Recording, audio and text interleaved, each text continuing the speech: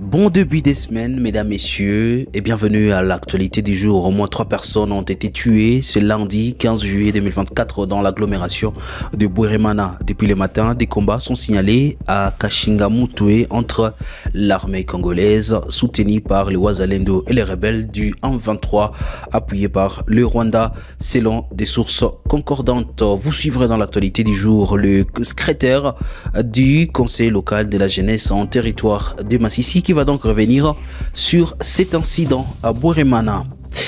Et puis, au moins une cinquantaine de morts dans l'ouest de la République démocratique du Congo. Depuis 2018, des tensions intercommunautaires sont enregistrées dans les territoires de Kwamut au Maïndombe. Les autorités dressent un bilan d'une cinquantaine de morts, dont 22 miliciens dans les affrontements avec l'armée, selon nos confrères de la Radio France Internationale. Et puis Goma se prépare à accueillir la deuxième édition du festival Usiku Azamani, un événement qui promet de rassembler les légendes du Bongo Flava ainsi que des talents locaux. Pour en savoir plus, vous suivrez un reportage complet dans l'actualité du jour. Messieurs, dames, et puis nous allons chuter par des compétitions qui se sont donc clôturées, l'Euro 2024 et la Copa América avec les sacrés de l'Espagne ainsi que de l'Argentine. Messieurs, dames, vous êtes nouveaux sur Kivu Morning Post pour être à la ligne de l'actualité sur tout ce qui se passe à l'est de la République démocratique du Congo. Mesdames, messieurs, n'hésitez pas de vous abonner sur la chaîne.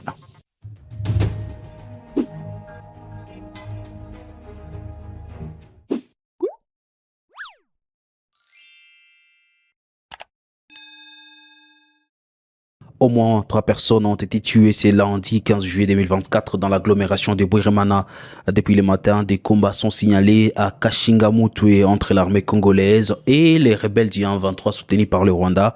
Selon des sources concordantes à Kivu Morning Post, lors de ces échanges de tirs, un obus est tombé sur une maison faisant état de 3 morts et 4 blessés.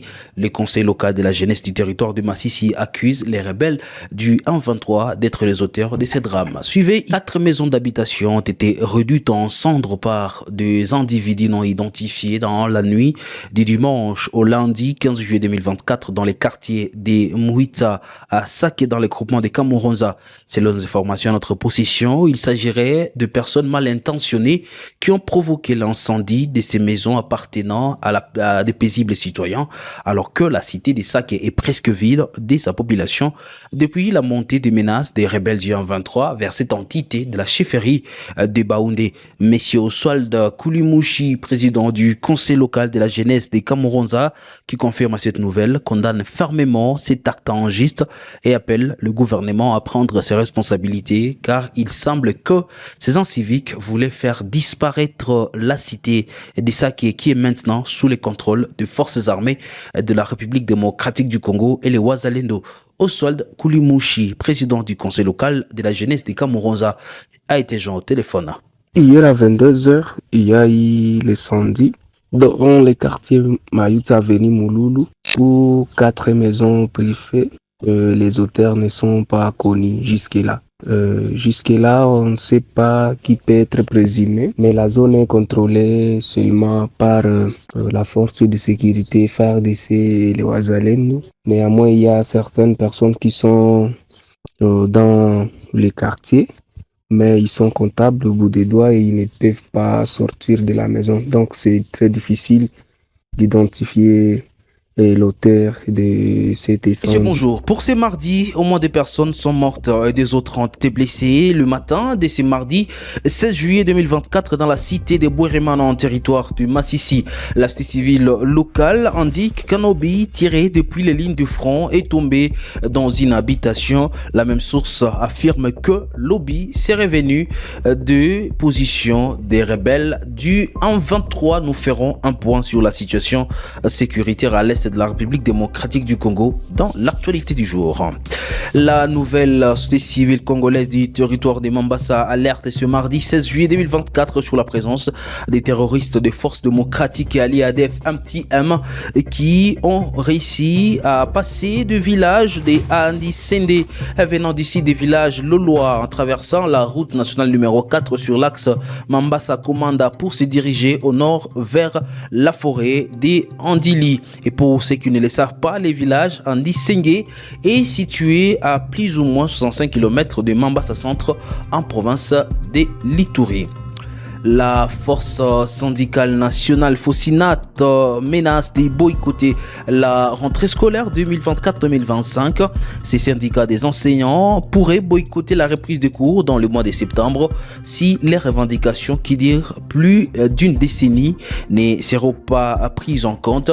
Vous suivrez dans l'actualité du jour Bala Chamavou, président provincial de la force syndicale nationale. Messieurs, dames, d'autres informations et ces titres, les développements, c'est dans la deuxième partie de l'actualité du jour. Vous êtes nouveau sur Kivu Morning Post pour ne rien rater et être à la une de l'actualité à l'est de la République démocratique du Congo. N'oubliez pas surtout de vous abonner. Au moins 2 personnes sont mortes et 2 autres ont été blessées ce matin du mardi 16 juillet 2024 dans la cité de Bouiremana, en territoire de Massissi. Selon la société civile locale, un obus tiré depuis les lignes de front est tombé dans une habitation. Des sources locales affirment que l'obus serait venu des positions des rebelles du 23. Depuis ce matin, des combats sont en cours entre l'armée congolaise appuyée par les Wazalendo et les rebelles du 23 soutenus par les Rwandais dans les villages de Ndumba et Kashinga Mutwe en chefferie de Baoundé. Rappelons ici que le lundi 15 juillet 2024, 4 civils, dont 2 adolescents, sont morts suite à un obus qui est tombé à Bouiremana lors des combats entre l'armée et la 23. Les autorités du Nord Kivu ont accusé les rebelles d'être les auteurs de ces drames. Le corps des victimes et les blessés ont été acheminés à Goma, selon Priska Luanda Kamala, conseillère du gouverneur militaire du Nord Kivu. Les blessés sont en train de recevoir des soins à l'hôpital de Keshero. La situation sécuritaire nous préoccupe également dans l'actualité du jour. La situation sécuritaire demeure assez volatile dans les centres des Kaïra après une journée agitée par des affrontements entre les Wazalendo et les rebelles du 23 dans les villages des Kaïra en groupement Bachali Mokoto, localité Kirumbu dans les Massissi. Selon un cadre des bases des Kaïra, dans les heures matinales de ce mardi 16 juillet 2024, ces deux forces se sont échangées de coups de tir, faisant même la démolition d'une maison d'un notable de la place par un obus. Il convient de dire ici que pour le moment les centres de Kaïra est sous contrôle des Wazalendo alors que la 23 occupe les collines surplombant à Kaïra dont Bigoboué. Certaines personnes qui voulaient se ravitailler en nourriture pour regagner leur zone de déplacement, tous ont été contraints de retourner pour éviter d'être victimes des affrontements enregistrés dans la zone. Je propose ici de suivre un cadre de base que nous avons joué au téléphone.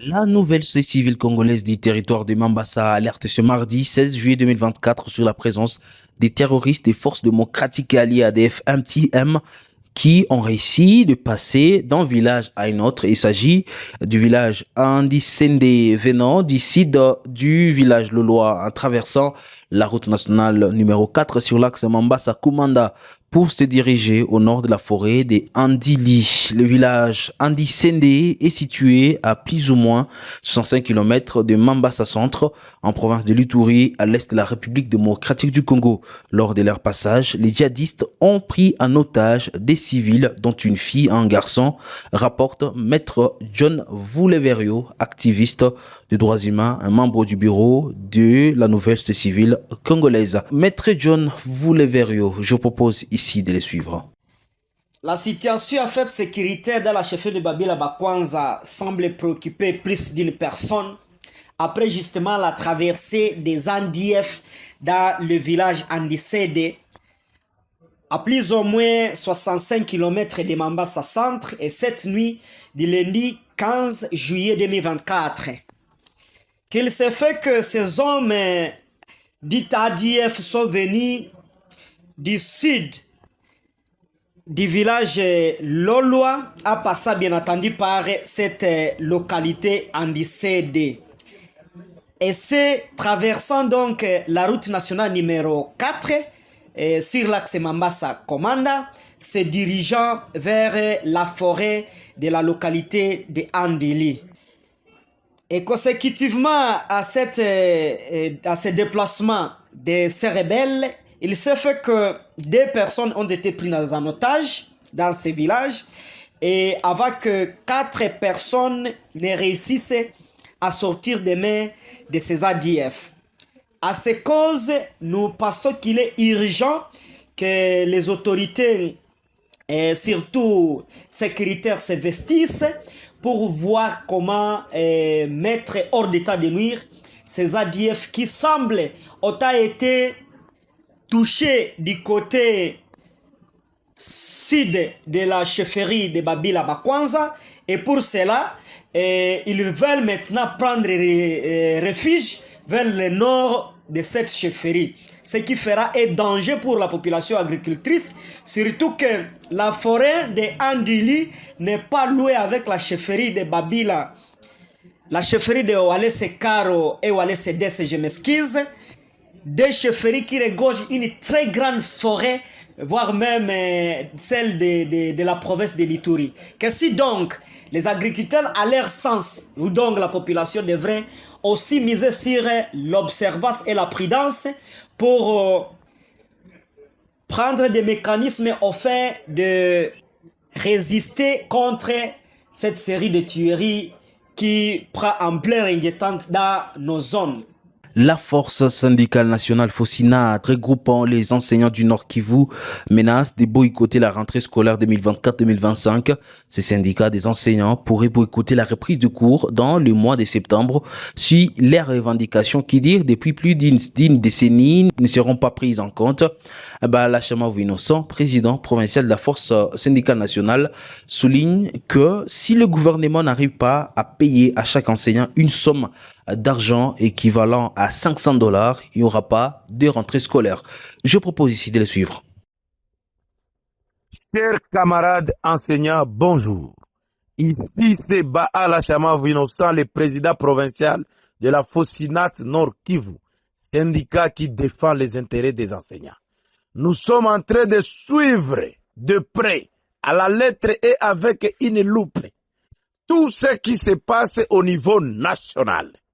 Et c'est avec un grand regret que nous sommes en train de constater que le gouvernement congolais continue à s'en foutre et à saboter tout ce que l'enseignant est en train de soumettre comme revendication.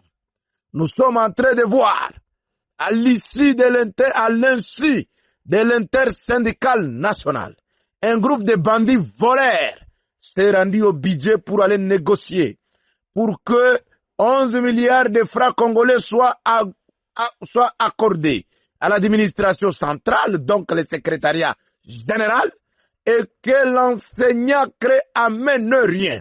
Nous, en province, il a été dit que nous sommes éparpillés et que nous ne pouvons rien faire pour bousculer ce gouvernement. C'est pour cette raison que la Fosinat Nord Kivu donne sa position à tous les enseignants sur toute l'étendue du pays et en particulier la province du Nord Kivu, territoire de Massissi, territoire de Nyiragongo, Beni, Lubero, ville de Goma, ville de Butembo. Si ce gouvernement congolais ne paye pas $500, son équivalent en francs congolais au minimum, ici au mois de juillet, chers camarades, nous vous disons, préparez-vous pour boycotter la rentrée scolaire. Et là, nous insistons et ce message est un mot d'ordre. Nous disons à tous les agents qui sont dans des bureaux gestionnaires, n'allez plus travailler. Tous les chefs d'établissement, ne faites plus de rapports de la rentrée scolaire. C'est terminé. Tant que ce gouvernement va continuer à s'en foutre du social de l'enseignant, nous aussi, nous n'allons plus travailler dans ces pays. C'est pour cette raison que nous fustigeons, nous insistons. Un travailleur qui ne réclame pas son salaire est un voleur. Ainsi, la Fosinate Nord Kivu réitère et demande à tous ces syndicats de ne plus travailler sur toute l'étendue de la province du Nord Kivu et demande à tous les collaborateurs de la Fosinate sur toute l'étendue du pays de relayer ces messages et de dire si les derniers enseignants et donc les huissiers ne touchaient pas l'équivalent de $500 en francs congolais dans ce pays, il n'y aura plus de rentrée scolaire. Nous demandons au ministre national, au MINETA de l'EPST, avec son cabinet, tous ces gens de l'administration centrale, d'aller travailler dans des écoles, que le ministre et le député, ainsi que la présidence, tous ces agents viennent enseigner. Mais nous, enseignants, nous n'allons plus travailler. Merci. C'était Bala Samov Innocent, le président provincial de la Fosinate Nord Kivu. Je vous remercie. Mesdames, Messieurs, bonjour et bienvenue à la synthèse de l'actualité pour ce mercredi. Des affrontements entre le Wazalendo et les rebelles du 23 ont été signalés tôt le matin de ce mercredi 17 juillet 2024 dans le village de Katovu, Kibungu, en localité de Burungu, non loin de Mureto. Nous sommes dans la chefferie de Bachali, en territoire de Massissi. Le lieutenant-général Chaligonza Jacques, chef d'état-major adjoint des forces armées de la République démocratique du Congo, en charge des opérations et renseignements, a visité le ligne de front nord dans les territoires de Lubero en province du Nord Kivu. Pour en savoir plus, restez donc connectés dans l'actualité du jour. De bandits armés ont mis fin à la vie de 3 personnes membres d'une famille et ont blessé des autres dans la même entité la nuit de mardi à ce mercredi 17 juillet 2024. L'assassinat de ces civils a suscité la colère des habitants qui ont barricadé les routes dans la partie nord de la ville de Goma. Un reportage à suivre, les témoignages des habitants à suivre dans l'actualité du jour. Une altercation entre un groupe de jeunes et les forces de sécurité et de défense a été à la base des crépitements de plusieurs balles le lundi et presque toute la journée de mardi 16 juillet 2024 dans la commune de Vulamba en ville commerciale de Butembo au Nord Kivu. Il s'agissait d'une foule composée principalement des jeunes qui voulaient s'opposer au passage en ville de Butembo des éléments de l'armée ougandaise UPDF engagés aux côtés de l'armée congolaise dans la traque des forces des terroristes de ZADF MTM dans cette partie de la province du Nord Kivu. Nous allons chiter dans l'actualité du jour par la culture. Il est déjà à Goma pour une grande prestation. L'artiste musicien congolais RJ Kanira qui va donc se produire les samedis 20 juillet 2024 au foyer culturel de Goma à l'occasion de la semaine des arts. Messieurs, dames, on se retrouve dans la deuxième partie de cette vidéo pour l'actualité du jour de ce mercredi. Des affrontements entre les Wazalendo et les rebelles du 23 ont été signalés tôt le matin de ce mercredi 17 juillet 2024 dans les villages de Katovu et Kibungu en localité de Burungu, non loin de Mureto dans la chefferie de Bachali en territoire de Massissi. Nous sommes dans la province du Nord Kivu. Rodeline Tebonera, reportage. Selon les informations dont nous disposons, les armes lourdes et légères ont retenti vers 5 heures du matin lorsque les rebelles du 1-23 ont de nouveau chassé les Wazalendo de ces zones. Après environ 2 heures de combat, les rebelles ont été visibles dans ces villages, appelant la population qui avait déjà fui à regagner leur domicile.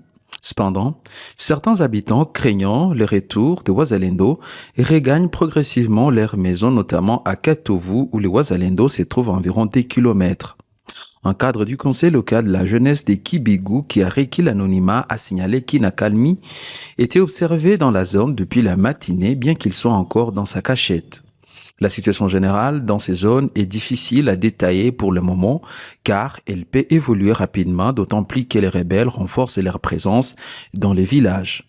À Mumba, les résistants ont repoussé les rebelles du 1-23 et le village est désormais sous le contrôle des VDP ce même matin. Avant de quitter cette entité, les rebelles du 1-23 ont incendié une position occupée par les Wazalendo en réponse aux frappes qu'ils avaient subies. Il est important de rappeler que depuis le week-end dernier, des affrontements entre les rebelles du 1-23 et les groupes d'autodéfense Wazalendo sont enregistrés dans plusieurs villages de la localité de Kirumbu et certaines parties de Burungu. Le lieutenant-général Tchali Gonza, Jacques, chef d'état-major adjoint des forces armées de la République démocratique du Congo, en charge des opérations et renseignements, a visité le mardi 16 juillet 2024 les lignes de front nord dans les territoires de Lubero. Nous sommes en province du Nord Kivu. C'est le lieutenant Mak Azukai, chargé de communication et sensibilisation du secteur opérationnel Sokola en Grand Nord. L'objectif était de requinquer le moral de militaires en bras-le-bas de combat contre les terroristes rwandais et les supplétifs du 1-23. Il a dit dans ses propos d'encouragement les numéro 2 des forces armées de la RDC à exhorter les officiers et soldats à se sacrifier pour la patrie, à combattant dans les rangs de vainqueurs. Il a précisé donc: il faut rappeler que cette visite de la deuxième personnalité de l'armée congolaise intervient dans un contexte de tensions dû au combat entre l'armée congolaise appuyée par les groupes armés locaux et les rebelles du 1-23 soutenus par le Rwanda qui ont pris des localités dans le nord de la province du Nord Kivu en territoire des Lubero. 2 bandits armés ont mis un terme à la vie de 3 personnes membres d'une même famille et ont blessé des autres dans la même entité dans la nuit de mardi à ce mercredi 17 juillet 2024.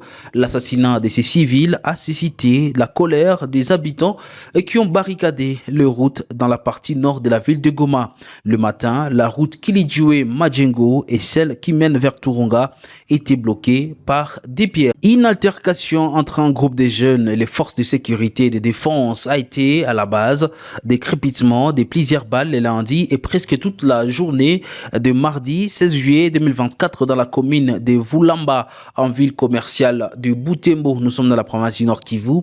Il s'agissait d'une foule composée principalement de jeunes qui voulaient s'opposer au passage en ville de Butembo des éléments de l'armée ougandaise UPDF engagés aux côtés de l'armée congolaise dans la traque des terroristes ADF. Ces militaires ougandais en Seranda, à Djiapanda, Mangoué, Ngurujipa dans les territoires de Lubero. Le lundi 16 juillet indique des sources sécuritaires. Selon Mouissa Jacques Jean-Baptiste, président de la société civile de la commune de Vulamba, les jeunes ont confondu les soldats UPDF aux rebelles du 1-23. La population a ainsi tenté de barricader les routes, voulant s'effrayer en passage. Les services de sécurité ont tiré des coups de balles, des sommations. Suivez ici Mouissa Jean-Baptiste, président de la société civile dans la commune de Vulamba.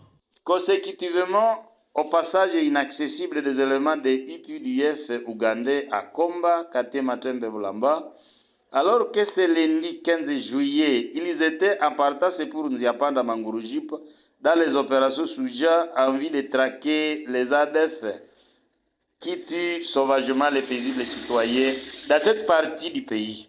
Une vive tension s'est observée dans cette partie de la ville. Les ingombrations opposant les éléments de FRDC aux jeunes du milieu qui sont ces derniers temps préoccupés par la surveillance et la résistance contre l'avancée du M23.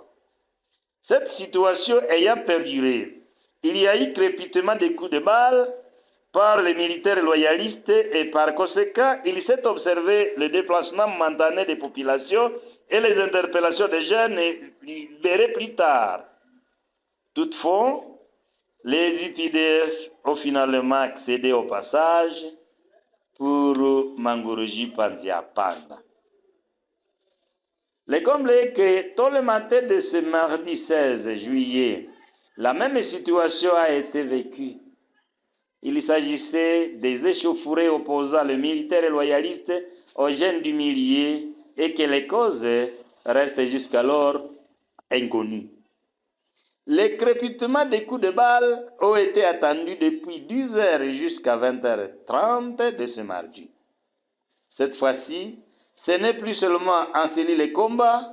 Cette situation s'est étendue dans plusieurs cellules du quartier Matembe, dont les cellules Vulamba Kanzanza, Voleche A et B, Kivoa, etc., en commune Vulamba. Parlons de la situation des sinistrés des inondations du 4 mai 2023. Les sinistrés des inondations du 4 mai 2023 sur l'axe Bouchouchou-Yamoukoubi continuent de vivre dans des conditions socio-économiques extrêmement difficiles, actuellement hébergés dans les sites, dans plusieurs sites de déplacés. Ces rescapés peinent à trouver une vie normale. La société civile de Calais, à travers son président, appelle à une action urgente des autorités pour améliorer leur situation. Je propose ici de suivre Delphin Birembe. Les sinistrés victimes et rescapés des inondations du 4 mai 2023 sur l'axe Bouchouchou-Nyamukoubi vivent aujourd'hui dans des conditions socio-économiques extrêmement difficiles dans le site de Kassirusiru, Tchangouhe, Katachola, Mushonezo et Loako. Et c'est pourquoi nous continuons à réitérer nos différentes recommandations de la fois passée adressées aux décideurs congolais, tout en sollicitant au nouveau gouvernement provincial d'ici du Kivu et au gouvernement central à relancer les procédures de négociation avec les concessionnaires fonciers de Katachola en faveur de nos frères sinistrés, y compris l'amélioration de leurs conditions de vie dans les 5 sites. Bonjour et bienvenue sur Kivu Morning Post. Vous suivez la référence des médias dans la région d'Ikivu. À la une de cette session d'information, un incident déplorable s'est produit ce jeudi dans les territoires de Lubero, mettant aux prises de groupes Wazalendo à Kamandi. Selon un premier bilan, 5 éléments ont perdu la vie lors de ces accrochages. On en parlera ici. Et puis l'Union pour la démocratie et les progrès sociaux, parti cher au président de la République, est-elle en train de sombrer comme d'autres formations politiques? La nouvelle fronde observée au sein de cette formation va-t-elle mettre un terme aux efforts fournis par ces partis politiques pour accéder à la magistrature suprême? Un membre de ces partis au niveau du Nord qui vous répondra à toutes ces questions. Ces informations et tant d'autres, leur développement dans un court instant. Il est temps pour vous de vous abonner si c'est la première fois de suivre Kivu Morning Post. Au moins 5 personnes ont été tuées dans des accrochages qui ont éclaté tôt le matin de ce jeudi 18 juillet 2024 dans les territoires de Lubero entre les combattants du FPP Kabido et les miliciens des Kiandaïra. L'incident a eu lieu à Kamandi, une localité du territoire de Lubero, selon des sources concordantes qui se sont livrées à Kivu Morning Post. Les miliciens Kiandaïra auraient attaqué les hommes du général autoproclamé Kabido, chef du groupe armé Front de Patriotes pour la paix armée du peuple FPP-AP. Suivez ces témoignages de cet habitant.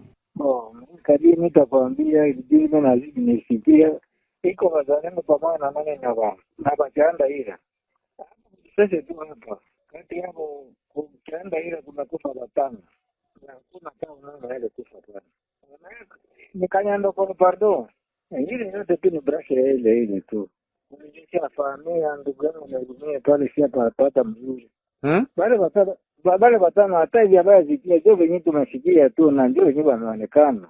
Maiti 3 pale kudifesa na maiti 3 pale kwenye meko. Selon nos sources, le calme est revenu dans la matinée après ces accrochages. Pour l'instant, il est difficile de connaître les causes de cet incident. Rappelons que les Wazalendo, dirigés par le général autoproclamé Kabido, sont en opération depuis plusieurs mois contre le rebelle du 1-23 qui ont gagné du terrain dans les territoires de Lubero. Et puis le département d'État des États-Unis d'Amérique a annoncé dans un communiqué signé le 17 juillet 2024 la prolongation pour 15 jours de la trêve humanitaire entre les forces armées de la République démocratique du Congo et les rebelles du M23 dans l'est de la République démocratique du Congo. Les États-Unis donc ont salué la prolongation de 15 jours de la trêve humanitaire à laquelle se sont engagés des partis au conflit dans l'est de la République démocratique du Congo, a déclaré les départements d'État dans un communiqué. Pour le mouvement citoyen du Nord Kivu, cette prolongation n'a pas sa raison d'être car la précédente trêve humanitaire n'a servi à aucun intérêt pour le peuple congolais et les déplacés de guerre se trouvant dans des zones en conflit mais également se trouvant dans des villages d'Aké. Suivez Tristan Wilonja qui fait ses analyses. Pour moi, je peux vous dire que la trêve n'a pas été respectée et la prolongation n'aura de même impact que la première trêve qui a été décrétée. parce qu'il n'y a rien, vous allez comprendre que les champs d'action des rebelles continuent à s'étendre. Et on ne sait pas si la prolongation va jouer aussi, toujours à permettre à ce que le M23 puisse continuer à étendre leur champ d'action. C'est ça notre inquiétude. Parce que vous allez comprendre qu'il n'y a aucune organisation humanitaire qui a lancé des actions dans les endroits où les M23 sont en train d'opérer. Nous n'avons entendu aucune campagne menée dans les cas de déplacés ici à Goma, où les populations qui se sont déplacées de leur milieu habituel, où on a dit que non, par rapport à la trêve qui a été lancée, il y a telle campagne de distribution de vivres ou de non-vivres. Il n'y a jamais ici des campagnes ou des messages qui vont dans ce sens. Oui, c'est une perte d'État tout à fait. Nous avons entendu le Tia Found, l'organisation Tia Found qui a été victime. Alors, il suffit de comprendre, est-ce qu'il était dans la période de trêve, les actions qu'il voulait mener dans cet endroit où ils étaient victimes, est-ce que ça cadrait avec la trêve? Moi, je ne pense pas que c'était ça. Il y a aujourd'hui la PAM qui dit que non, ils sont incapables de mener des actions dans des endroits où il y a le M23, tout simplement parce que là, il y a la guerre. Et donc, quand on parle de la trêve humanitaire, ça n'a pas de sens alors que les humanitaires ne sont pas à mesure d'aller dans les endroits où ils sont appelés à œuvrer pour expliquer qu'ils sont là dans les cadres humanitaires. Et donc, pour nous, la prolongation n'a pas raison d'être. Et nous sommes en train de constater que c'est un aveu d'échec et malheureusement, nous sommes dans un pays où les autorités ne se soucient pas de sa population. Comme je le disais, nous allons nous rendre dans les territoires de Massissi où des bandits armés ont poignardé un passager et pillé plusieurs biens de valeur lors d'un braquage survenu mercredi soir à Nyakabingu, une petite agglomération située sur la route Kichanga-Goma en chefferie des Bachali. Selon un témoin de l'événement, au moins 3 motos en provenance des Goma ont été braquées par ces bandits qui étaient tous cagoulés avant de poignarder un client à la cuisse. Ce client n'a pas voulu donner ce qu'il avait dans sa poche, notamment de l'argent et un téléphone portable. La personne blessée a été dépêchée dans une structure sanitaire à Kichanga pour des soins appropriés et son état de santé actuel n'est pas préoccupant. D'autres sources dans cette agglomération ajoutent qu'en dehors de cet incident, ces bandits ont même visité quelques maisons à Nyakabingu, emportant certains biens de valeur lors de leur passage. Parmi ces maisons figure donc celle du chef de village après son retour de là où il était en déplacement. Nous poursuivons avec cette session informative. Le parti présidentiel UDPS vit des moments mouvementés ces dernières semaines après la lettre de l'ancien secrétaire général Eteni Longondo qui a demandé la restructuration des choses au sein du parti. Les documents de plus des 30 secrétaires nationaux qui désavouent le secrétaire général Augustin Kabouya, c'est le tour de notre cadre de se ranger derrière cette ligne. Il s'agit de Sylvain Mutombo, cadre de l'IDPS et président du Rassemblement démocrate tshisekedi qui a tenu, nous sommes le 12 juillet dernier à Kinshasa, une conférence de presse pour donner des raisons qui expliquent les changements impératifs à la tête du parti au pouvoir. Et dans la même sphère, nous apprenons également que l'IDPS Afrique du Sud s'est désolidarisé de M. Augustin Kabouya.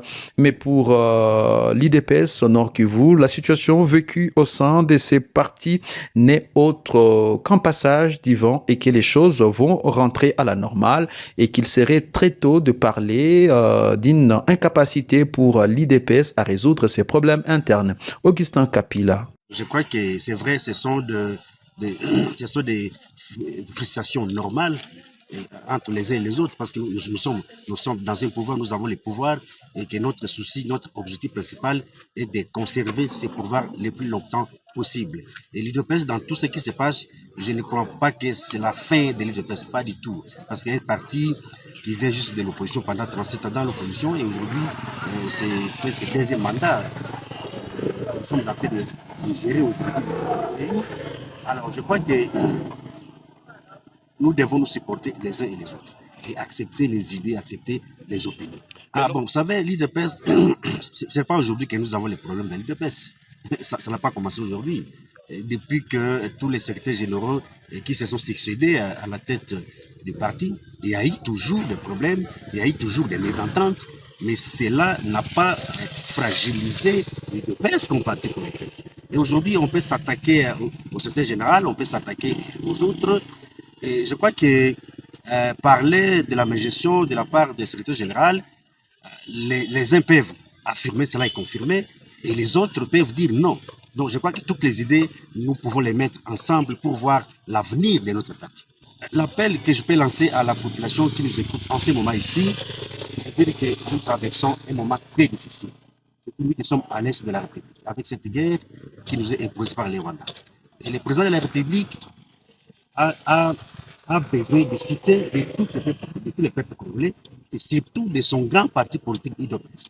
Je crois que nous devons les soutenir, nous devons l'aider beaucoup plus à pouvoir relever tous les défis. Ce qui se passe à l'UDPS, ce n'est qu'un vent qui va passer. L'UDPS ne mourra pas, l'UDPS est un parti politique qui a les gens qui sont là-bas ont de la conviction politique. J'espère, mesdames, messieurs, que vous passez une très bonne fin de semaine sur Kivu Morning Post. Je suis très heureux de vous retrouver dans cette dernière livraison de nos informations pour cette semaine. À la une, un député sud-africain du parti Alliance démocratique appelle le gouvernement de ces pays à procéder urgemment au retrait des troupes sud-africaines déployées en RDC dans le cadre de la SADC. Ces derniers justifient cette prise de parole par l'insuffisance du budget alloué à l'armée et à la non-préparation des soldats de son pays à la guerre à portée électronique. Nous serons dans les territoires de Massissi pour parler de ces différends qui ont opposé ce vendredi matin des factions Wazalendo. Vous aurez plus de précisions sur cet incident. Juste quelques secondes nous séparent du développement de tous ces titres. Il est temps pour vous de vous abonner si c'est la première fois de suivre Kivu Morning Post. Je l'ai dit, le député sud-africain Chris Hatting a récemment exprimé une prise de position ferme en appelant au retrait immédiat des troupes sud-africaines déployées en République démocratique du Congo dans le cadre de la SADC. Il justifie cet appel par plusieurs facteurs critiques, notamment l'insuffisance du budget alloué à l'armée, la préparation inadéquate des soldats sud-africains à la guerre moderne à portée électronique et l'absence de menaces directes pour l'Afrique du Sud. Le député souligne les défis techniques auxquels les troupes sud-africaines sont confrontées dans ces conflits. Récemment, le conflit a vu le déploiement des mortiers à guidage, des précisions et des brouillages GPS, limitant les vols entre Goma, Beni et Butembo, limitant encore davantage les soutiens aux forces de la République démocratique du Congo, a-t-il expliqué. Pour lui, cette situation complique davantage les soutiens logistiques et opérationnels nécessaires aux troupes sur les terrains. Il a également mis en avant le manque de préparation des soldats pour faire face à une guerre de haute technologie, ainsi que des carences en termes de soutien logistique, tactique et médical. La dure réalité du déploiement sud-africain en RDC est que nos soldats manquent des niveaux requis de soutien logistique, tactique et médical, indique ces deux députés du parti Alliance démocratique. En plus des défis opérationnels, le député a insisté sur l'insuffisance du financement pour soutenir un tel déploiement à long terme. Cette prise de position marque un moment critique dans le débat sur les rôles de l'Afrique du Sud dans les missions de maintien de la paix en Afrique, mettant en lumière les défis financiers et opérationnels auxquels le pays est confronté. Les soldats sud-africains sont présents dans la province du Nord Kivu. Ces derniers accompagnent les FARDC dans la lutte contre la rébellion du M23 soutenue militairement par le Rwanda. Leur action est plus connue dans la défense de la cité des Saké. Depuis leur déploiement au mois de décembre dernier, au moins 4 soldats sud-africains ont perdu la vie dans de bombardements des rebelles contre leur position sans prendre en compte de nombreux blessés. De leur côté, les Sud-Africains ont déjà infligé de lourdes pertes à la rébellion du M23, surtout dans le village autour de l'agglomération des Saké. Nous poursuivons avec cette édition où au moins 4 civils ont été tués et des autres kidnappés dans une nouvelle attaque des ADF dans la partie est de la République démocratique du Congo, en province du Nord Kivu. L'attaque a eu lieu la nuit de jeudi à vendredi 19 juillet 2024 dans le village de Mayeba, en territoire de Lubero. Selon l'administrateur militaire de Lubero, au cours de cette incursion, 4 civils ont été tués, des kidnappés et des maisons incendiées.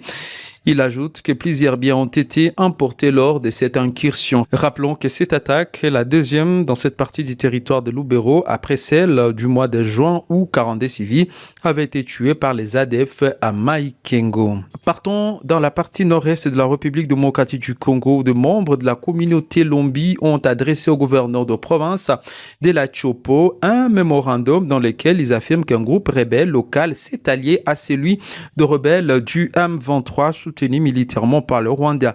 Selon nos confrères de Radio France Internationale, les signataires de ces textes appellent à plus de présence de l'armée congolaise pour sécuriser leur territoire frontalier de Lubero dans le nord Kivu où sévit les M23. Il s'agit d'un groupe rebelle local dirigé par un général autoproclamé Chokoro et les rebelles du M23. En annexe du document des 2 pages, 116 personnes se réclamant de la communauté Lombi ont signé ces mémorandums. Awassa Mongo, 8e signataire sur la liste, a confirmé à RFI la proximité des miliciens du général Chokoro avec le rebelle du M23. Quittons la partie nord-est. Alors que la situation sécuritaire dans la ville de Goma devient de plus en plus préoccupante, certains acteurs de la société civile sortent de leur silence pour exiger plus d'action dans la protection des civils et leurs biens. C'est le cas de Christian Kalamo, président de la société civile de Karisimbi. Celui-ci déplore le fait qu'en dépit d'un grand nombre de militaires, le hors-la-loi continue d'opérer dans la ville comme s'ils étaient sur un espace conquis. Il invite les FRDC et les forces armées étrangères présentes dans la ville de Goma à l'union des forces. Suivez. Dans la ville de Goma. Je n'ai pas dit les policiers de la province de Kichanga parce que ce sont eux qui sont déployés dans les sites de déplacés. Mais les autres policiers de Rubaya, je ne sais pas, de Ruchuru, sont en train de faire quoi dans notre ville de Goma? Moi, je mérite parmi nos propositions que le gouverneur de province, le maire de la ville, ou avec notre bourgmestre, puissent se mettre ensemble pour voir comment est-ce qu'ils vont aider ces policiers-là pour le renforcement de la sécurité dans notre commune de Karisimbi. Nous avons des blancs ici, les mercenaires. Mais ici, chers amis, je vais nous rappeler tous que nous sommes dans l'état d'urgence, d'où la sécurité bat record. Et c'est ici où résident ces blancs-là, militaires. C'est ici où résident les SADC.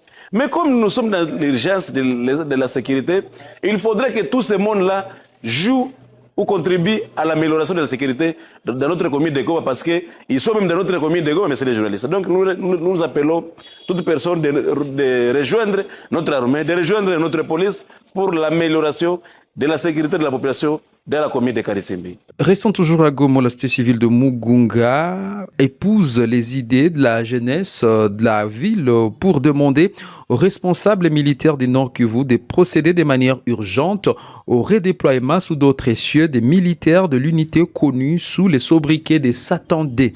Ils fondent leurs demandes sur les exactions devenues nombreuses et qui sont à la charge de cette unité. Chitambo Bienveni indique que ces militaires se rendent coupables d'actes d'insécurité et des violations flagrantes de droits humains. Il est devant la caméra de Kivu Morning Post. Nous venons d'enregistrer aux environs de 3 mois une affaire de 3 morts. Et avant leur existence, il n'y avait pas les morts de personnes, il n'y avait pas les morts de déplacés. Et ces militaires s'attardaient, ils sont habitués lorsqu'ils prennent l'alcool, ils viennent dans des sites de déplacés et pour tuer, je dis pour tuer et blesser les personnes déplacées et les intimider par leurs armes à feu. Effectivement, une fois qu'un jeune garçon s'attrape au même lieu que ces militaires, il utilise son arme pour l'intimider, ainsi que, si je viens de dire, il y a des tueries.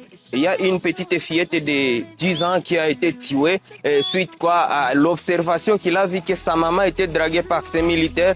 Une fois informé son père, ni son père était blessé au bras par balle, ainsi qu'un garçon, Mouisha, aussi été tué par ces mêmes militaires, ainsi qu'une fille. Et l'intermédiaire de 3 mois, nous venons de perdre 3 personnes dans notre quartier Mugunga avec l'impudicité de ces militaires qui ne respectaient pas même les violations graves pendant la période de guerre que les 16-12 soulignent dans leur convention. Je l'ai annoncé au sommaire, une psychose généralisée a été observée ce vendredi 19 juillet 2024 à Boussihé, dans la localité de Kirumbu, en territoire de Massissi. À la base, un différend entre 2 factions Wazalendo lors du déploiement vers les lignes de front. Selon les informations, ces 2 factions se sont échangées des tirs depuis la nuit du jeudi 17 juillet jusqu'au petit matin de ce vendredi, créant une psychose dans cette partie de la chefferie de Bachali selon de sources concordantes. Pour l'instant, aucun bilan de ces accrochages n'est disponible. Boussihé est un village stratégique où les Wazalendo s'organisent pour bloquer la route aux rebelles du 1-23 qui sont visibles au niveau de collines et montagnes surplombant l'agglomération de Kaira où se situe la ligne de front en localité de Kirumbu. Jusqu'à présent, aucun coup de feu n'annonce la reprise des hostilités dans ou aux alentours de Kaira entre ces belligérants, bien qu'ils soient proches les uns des autres. Rappelons que la situation demeure confuse dans plusieurs villages de la localité de Kirumbu suite à l'avancée de l'ennemi, parfois contré par les Wazalendo qui se renforcent dans ces entités. Les États-Unis d'Amérique avaient annoncé mercredi 17 juillet la prolongation de 15 jours de la trêve humanitaire entre les FARDC et les rebelles du M23. L'information pour éclairer et changer les choses.